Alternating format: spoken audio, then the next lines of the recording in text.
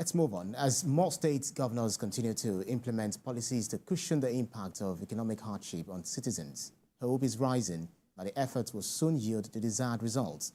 The Governor of Jigawa State, Umar Namadi, has approved payments of a salary award of 30,000 naira to each civil servant in the state for 3 months. Workers are expected to start receiving alerts of 20,000 naira each for January and February, and another 10,000 naira by the end of March. Well, Dr. better late than never. Well, it's good, but like I've always said, I'm never ever comfortable with such tokens to Nigerians. When we do this, what we have done is we are not productive, but let us give out what we have. Government should start thinking of how these civil servants, who are less than 5% of the entire population, should contribute to our wealth instead of the private sector feeding them. And they are feeding fat. Some governors have done some unique things in the past, and which some tried, but in the usual manner of organized labor, they fought. For instance, I knew that some years back when Obong Victor Atta was governor of Akwa Ibom State, he actually privatized some of these government agencies. They became independent. Civil servants fought not to go away because of the normal, we want pension, we want this. But those companies are doing well now. Some in agric, some in insurance, and all the rest. Instead of us, every time there is a problem, calling for wage increase, awards, and all the rest, we need to go back and address the major issue, the root cause. Which is the fact that we are not a productive nation. We are not manufacturing. We have 4 refineries that are lying fallow, and some people are still collecting money, not producing.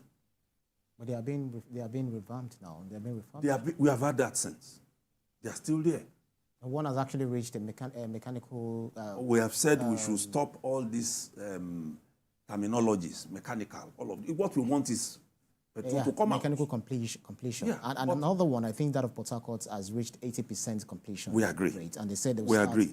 Real but we need to go and address the foundation so that we don't just keep giving out awards, giving out money, which we are not making. That's where the challenge is. That's why we are just digging into our reserves to give what we don't have. If the government is really, really serious about enabling the country to go through this phase, then it should do so. And let us know that we have to be productive, not just dishing out money. Well, I'm not sure. The salary award was part of the negotiations agreed on by the state and the labor union, within the state. And this is what we would like to see the labor unions do, rather than focusing attention on the federal government and threatening strike. Yes, is a feat achieved. I'm in support of what Jigawa State government is doing. It's nice because we have to be sincere with ourselves. Things are very difficult. A lot of Nigerians are suffering, and the take-home pay cannot really take care of them. So anything that will lessen the burden of an average Nigerian worker, I support. So the salary award is something very nice. And not only, we don't want only to see it in Jigawa. We want other states to be able to do the same thing. Because most times, all of us criticize the federal government. Oh, what's the president doing? What is this? What is that? The president government, this is a big power, whatever. People are not asking questions of their governors. Since the removal of petroleum subsidy, the money that has been shared from FAC has tripled. A lot of states gets far more than what they used to collect. So it is important for that increase to show in the lives of their people, because the primary duty of government, apart from protection of life and properties, is the well-being of the citizens. So I support the wage award. I support it. And I want other states to be able to do that because they have those resources. Some states are doing very well. Lagos, Ogun, especially Borno. Yeah. The governor of Borno is doing exceedingly well. As a matter of fact, he's not only doing it in terms of feeding people, he also brought in so many things. So it shows that it could be done. And then we have to continue to call these governors into account because some governors just relax and complain and do things. Everybody must be seen to contribute to things because, yes, I agree, it is difficult. Even the federal government has not been able to honor their pledge to do the awards. I think they played the first 1 month and there have been problems. But if the states can chip in considerably, it will lessen the efforts. It will be able to see the impact in people. But like he said, we should not only concentrate on this award, wage award, because, for example, in Jigawa now, it's for 3 months. 3 months is just the 1/4 of the year. And it's 10,000 naira. That's what I'm saying. So that will not solve the problem. We should look at the bigger picture. And the bigger picture is that we have to find a way to produce. Our problem is that we are not producing like we used to do. So each government, we can start, for example, the easiest means of the easiest production that we can ask each governor to do is agriculture. Let each state concentrate where they have comparative advantage and then bring a lot of unemployed people in that state and a lot of young people, let them be into farming and then they would have be into cooperatives and they can become big-time farmers on their own.